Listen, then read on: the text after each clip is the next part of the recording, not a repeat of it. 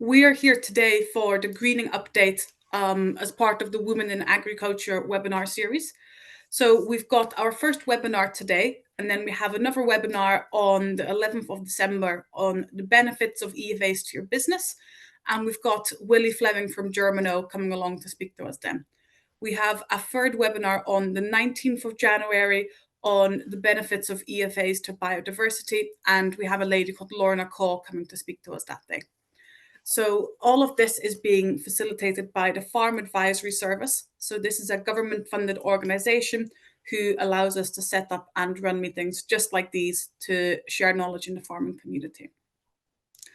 We've got Annette Marshall with us here today, who's going to be our speaker. So she's a very experienced consultant from SAC Perth, and she's been with SAC for over 17 years now. So she's going to take us through greening A to Z. If you have any questions, please just pop them into the chat and we can ask Annette as we go along. Thank you so much. So this is a greening update. The first point we have to ask ourselves is, what is greening?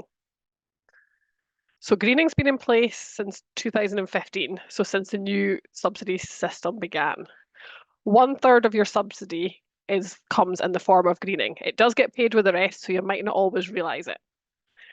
At the moment, you have to complete a fertiliser plan for your permanent grassland. You do your EFA, and you used to have to do crop diversification.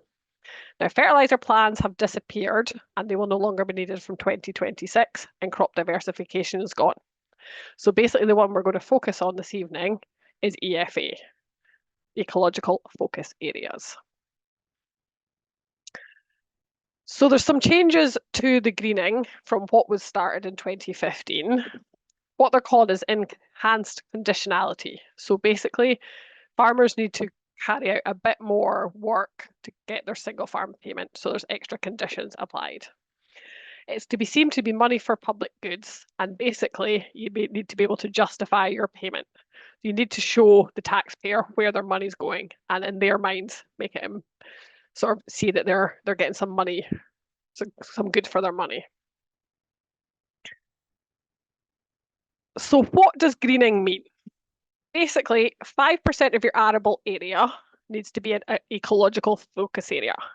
And a point to note is arable area also includes temporary grass. So you might not have that as arable area in your head, but actually arable area includes TGRS 1, 2, 3, 4, 5. Non-compliance, so not meeting your 5%, or by having some areas that are deemed to not be eligible, will result in payments being reduced to your greening payments. So it will affect that top 30% that you get for greening. So to work out your arable area, this comes from your IAC summary. So that'll tell you what age your grass is if you're unsure. So all of these that have got the ticks are part of your EFA. So not open woodland, not rough grazing, and not permanent grass. So that's the way to calculate how much greening you need, and then you need 5% of that currently to be eligible for your EFA. Now, there are several options that you can use to get your greening. These are all listed here. So the most common one that a lot of people used previously is fallow. Each option has a different weighting factor. So 1 hectare on the ground equates to a different hectareages of greening. So for fallow, 1 hectare of greening is 1 hectare of EFA. If you're using margins around arable fields, and this needs to be on arable fields, it's 1.5 hectares. So 1 hectare on the ground equates to 1.5 hectares of EFA margins. Nitrogen fixing crop is back to 1:1. Catch crops and green covers is 1 hectare worth 0.3. All of these options need to be on arable ground. Agroforestry is 1 hectare to 1. And hedges, 100%, which means if you can claim both sides of the hedge, 1 metre is worth 10 square metres. And if you're only claiming half of the hedge, it's half of the EFA on the ground. There's some calculations and examples of these to come, so don't worry about it. There's also some new options for 2026, one of which is low input grassland, which might suit a lot of your sort of mixed farming systems, herb and legume rich pasture, agroforestry, and unharvested crop. So they've got the weighting factors that you can see on the right. So the higher the weighting factor, the lower the area that you need to comply with your 5%. Now, do you need to carry out greening? There are some exemptions. There used to be an exemption that if you had more than 75% of permanent grass, you were exempt from greening. From 2026, that's been taken away, and that includes temporary grass. So you might be an all grassland farm, but if you have some temporary grass after like some stubbles, after kale or something like that, you still will need to carry out greening. If you're all permanent grassland, rough grazing, or if you're all organic, you're automatically exempt. So the table to the left shows what's exempt and what's not, but basically if you've got more than 15 hectares of arable, you need to carry out greening on the 5% of that land. One of the options, and the first one covered here, is hedges. Hedges must be within 5 metres of arable land. So there can be a wee break between it, but it needs to be within 5 metres. Anything in red are changes from 2025 to 2026. So the gap in hedges has reduced from 5 metres, from a 20 metre, sorry, to a 5 metre gap. So if you're able to claim both sides, so if you have control of both sides, you're allowed to claim the 100%. If you have half of hedge and the boundaries the other half, then you can only claim the 50%. Now, one change is if you're claiming your EFA hedge, sorry, if you're claiming your hedge for EFA, you now cannot trim it until from the 1st of March to the 1st of December. So that's increased to the 1st of December. That's only if you're claiming it for EFA. So if you're not, August is still the deadline. EFA margins, the width now has to be 3 metres to 20 metres. So a minimum of 3, maximum of 20. You used to be able to have 2 metre margins, but that now has increased to 3. Any new margins that you're applying or putting into it must have a required diverse sward. Now, on Rural Payments website has got a list of what can and can't be included in this diverse sward. You still must keep a minimum of 2 metres next to a hedge of a margin and a top of a watercourse, but it just can't be claimed for EFA if it's only the 2 metres. You can cultivate this 2 to 3 metres or 2 to 20 metres to establish your wildflower mix, wild bird seed, or your diverse grass sward. Next option we're going to cover is EFA catch crop, basically known as undersowing. Now, it used to be that you could only undersow cereals, but you now can undersow oilseed rape or maize as well. You must keep the ground cover until the 31st of December, and you must not use any PPPs, so plant protection products, sprays, from the date of harvest until the 31st of December. So you need to keep the grass down until the 31st of December. You can harvest it as a whole crop silage, but you cannot code it as arable silage for stock feed on your IACs. It must be coded as whatever the majority crop is, whether it's spring barley. Now, catch crop has got a weighting factor of 0.3. So you need a little bit of more of it to get to your total EFA requirement. 1 hectare's worth, 0.3 hectares of greening. EFA fallow. Some changes to this. So you're still not allowed any production from the 15th of January to the 15th of July. But you're no longer allowed to just have bare fallow. It must have a diverse grass sward, a wildflower mix, wild bird seed, or soil conditioning crop. Again, these crops can be found on the Rural Payments website, and there's full guidance on all of the options there. If you're doing TGRS, so putting grass into it, you need to have 3 flowering species. These species can include things like clover, so it's something that can become part of your management system.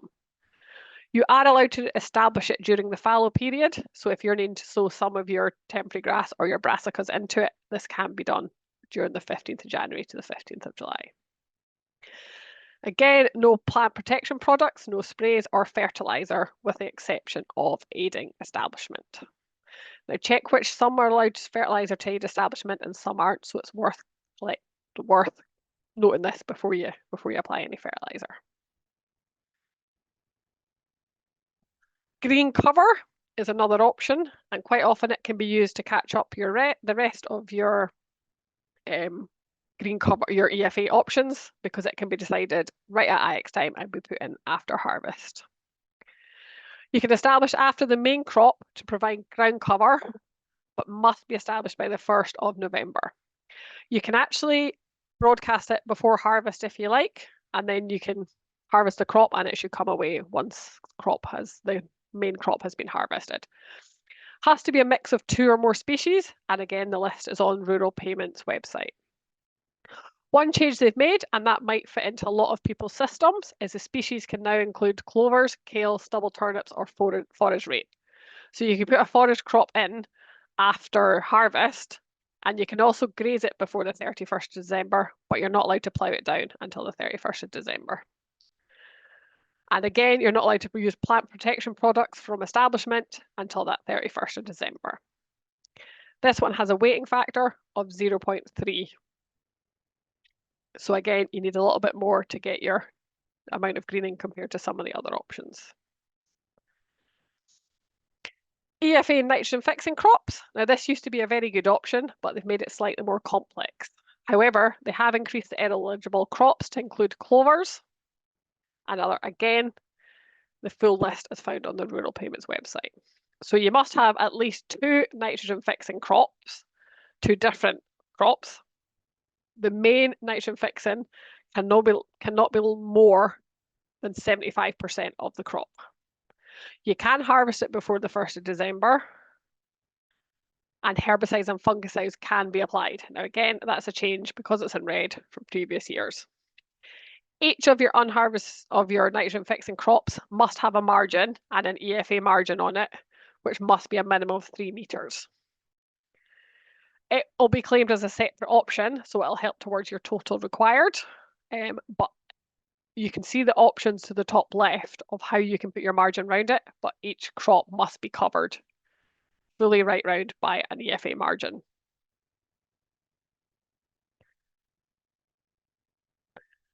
Agroforestry is an existing option.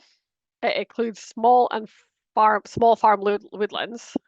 There is no changes to the current requirements on that, and you either are eligible for it or you're not. So you need to be planted under a forestry grant scheme since 2015, and that forestry grant scheme must be the agroforestry option or small and farm woodlands. So I think it was something like only 2% of all farms were eligible for this option, so it might or might not suit, but it's still there if it's the one that suits you. There's some new options that have been added into the greening options for 2026 onwards. The first of these is low input grassland. So this is the only option that needs to be on permanent grassland. You're allowed to graze it or cut it for hay or haylage. Now, if you're cutting it for hay or haylage, it must be tedded out to let the seeds scatter onto it. You must also leave 3 meters uncut and cut it in a wildlife-friendly manner. So cut it from the inside out to give the wildlife time to move. It's to be established, to be managed, from the 1st of January to the 31st of December, so right through.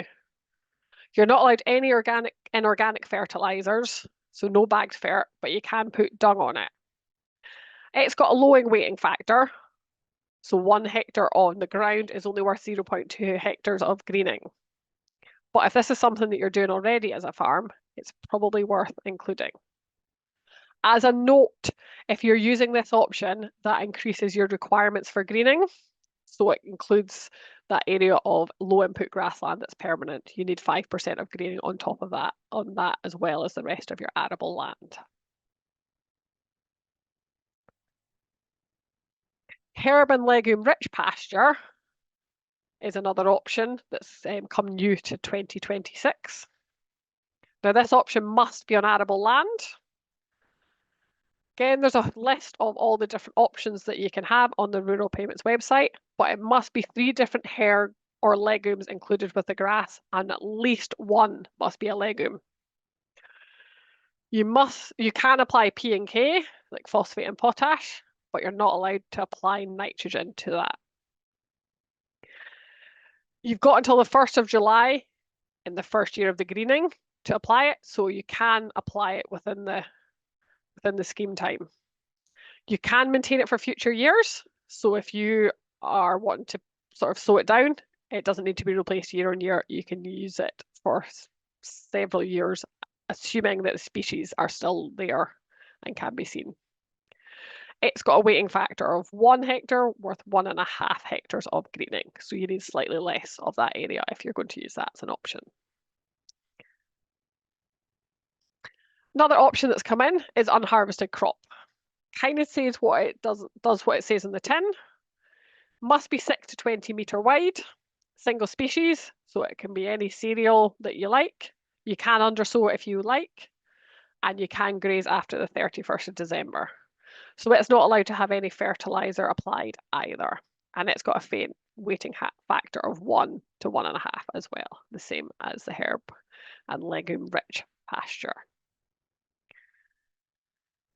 There's a new option for agroforestry, and that's a low density planting.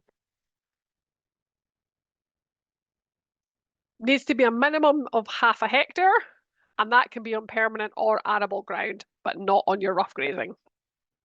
You must plant 20 to 50 trees per hectare, which must be native trees, but these can be including fruit trees. And because of the input that's required for this, 1 hectare is worth 2 hectares of your greening. And this is a new option to kind of complement the agroforestry that only some are eligible for. We're coming up to a few examples. Just as a note, for mapping your EFA areas, you no longer need to submit it to the department, but you need to have a copy in the case of an inspection. And it's just the same standards. You need to show where all your EFA options are. This map shows just a normal arable farm. Areas in white are PGRS, red spring barley, the kind of reddy colour, I'm not sure you can see it's whole crop, and then the greeny ones are TGRS. So the areas coloured in will count towards your EFA areas. So they, on this example, come to 44.33 hectares. We need 5% of that, which comes to 2.22 hectares of EFA equivalent. There is plans by 2026 to probably increase this to 7%, and in which case this would be 3.1 hectares of EFA equivalent. The reason I'm highlighting this is if you're going to sow down something to fallow or legume and herb rich pasture, for example, it might be worth considering sowing down the 7%, and then you don't need to go back in another year and then sow like the extra area that takes you to that 2% more. Downside to this isn't guaranteed, but we think it's a very strong possibility that it's going to come through. So it might be worth considering it when you're planning your EFA for 2026. I've just noted on my slide, I say by 2026, possibly 7%. That should say 2027, because 2026 is still 5%. So here's an example. The field was in winter barley last year, the green cover. 8.35 hectares of stubble turnips and a kale mix put in after harvest, which has a weighting factor of 0.3. So you need, this equates to 2.5 hectares of EFA, and you require 2.2. So that's plenty to cover your EFA for this option. That's what you want to do. For the green cover, one thing to note is that you can't put green cover in if you're planning to put a winter cereal in the following year, because it needs to stay in until the 31st of December. So when you're planning your green cover, just take note of your planned rotation, just to make sure it's going to fit into your system. Again, this was a cereals the previous year, so it's an arable field. Needs to be fallow from the 15th of January right through. We've changed the cover to a diverse grass mix. 5.98 hectares of fallow, which gets to 5.98 hectares of EFA. Much more than you need, but that's not a problem. You can put as much EFA in as you like. So that one covers you for your EFA using the fallow.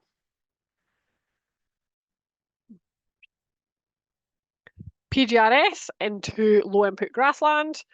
You've got 17.41 hectares, the weighting factor of 0.2. This equates to 3.48 hectares.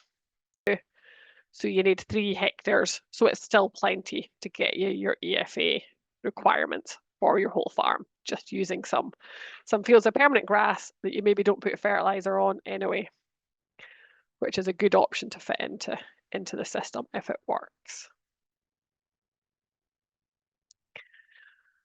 So this one, we've got 5.68 hectares EFA catch crop, which is undersown spring barley, and we've taken its whole crop, which is now fine. It's got a weighting factor. So 5.683 times your 0.3 weighting only gets you 1.7 hectares of EFA. So what you can do is you can add in a bit of a grass margin, which I don't know if you can see in the screen, but it's that different coloured line sort of to the northeast.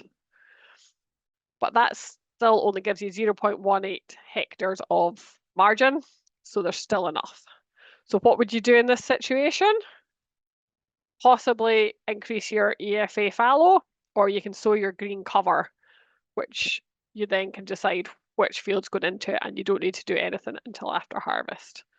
So yeah, you can use a different variety of EFAs, but just make sure that you've got plenty. It's a good idea to have a plan in place, ideally now onwards, and have the discussion as to what's going to fit, where you can get your seed mixes if you need it, and then you know where you're going to be come IAX time and when you need to make these cropping decisions before you get it all ploughed up. This example, again, on an arable field, the EFA herb and legume rich pasture.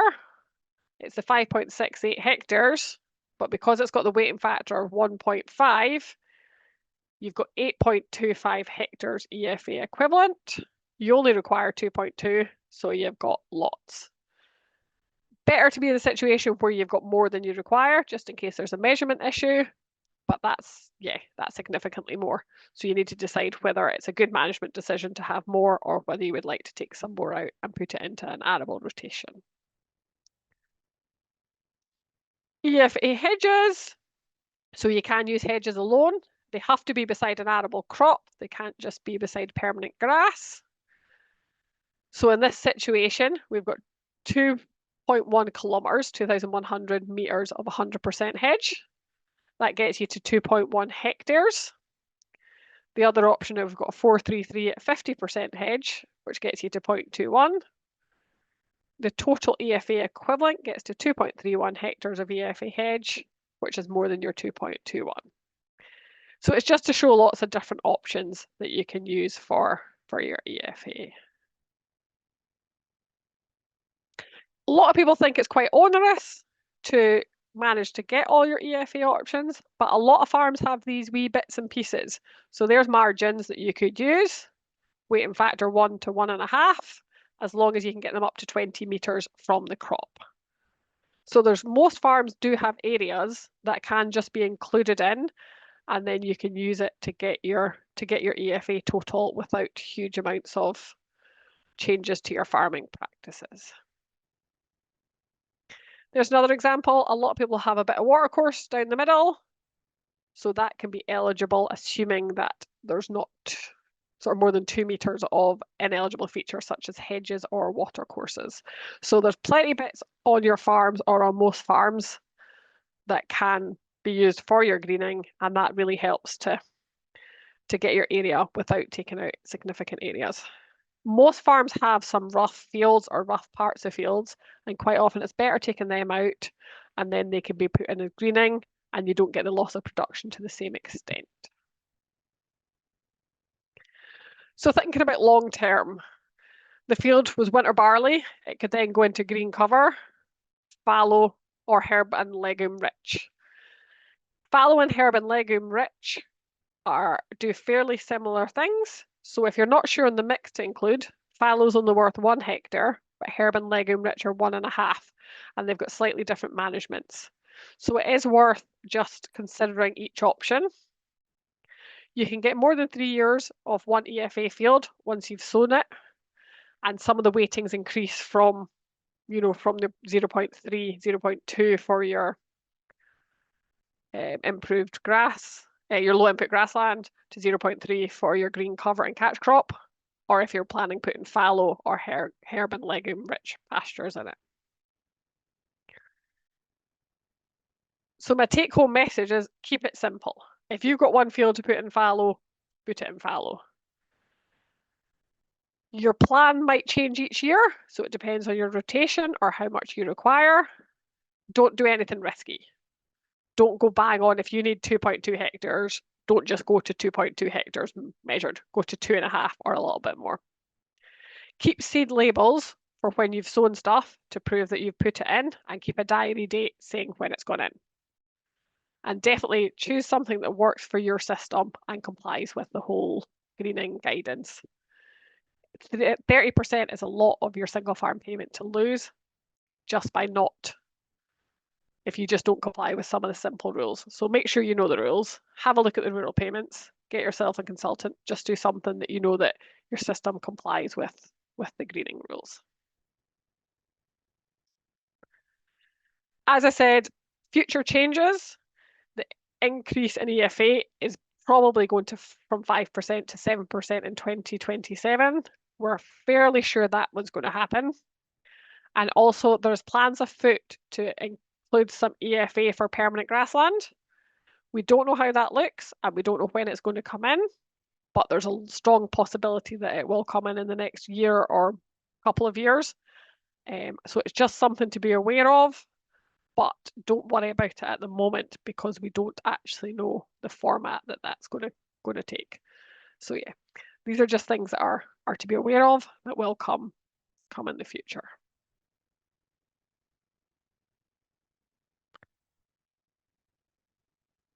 Just a quick note, we have a FAS companion app, which is really good. It's got lots of little calculators. So you can do some unit converter if you're not sure about kilos a hectare or units an acre, we can do that. We can include some fertilizer cost calculators. So you can either take it from that, or if you're searching the app store for the FAS companion app, you'll be able to see it from there. I just want to say a massive thank you to Annette for coming and presenting for us today, especially on such short notice. She wasn't asked, like she said, until earlier today because our original speaker had something come up. So thank you so much to Annette. I think she's done a really, really good job for us. Thank you so much, everybody. And thank you, Annette, for speaking.